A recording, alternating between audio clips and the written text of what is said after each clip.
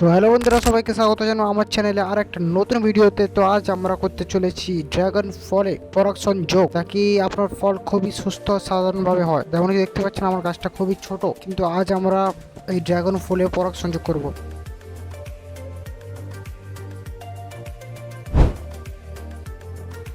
একটা ছোট ব্রাশ নিয়ে নেব, যতটা পারো ছোট নেবে চলবে। তো ধীরে সুস্থে পরাগটা সাইড থেকে নিয়ে নেব এবং যাতে গর্ভস্থলে আঘাত না লাগে সেটাও একটু লক্ষ্য রাখবো। যেমনটা আমি করছি তেমনটা ফলো করবেন, তো তাড়াতাড়ি এবং ভালোভাবে হবে।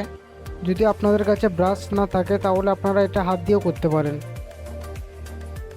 পরাগটা নেওয়ার পর এইভাবে ব্রাশে করে তুলে করে পরাগটা গর্ভস্থলে আস্তে আস্তে করে দিয়ে দিতে হবে, যাতে কোনো আঘাত না লাগে সেদিকে ধ্যান রাখতে হবে।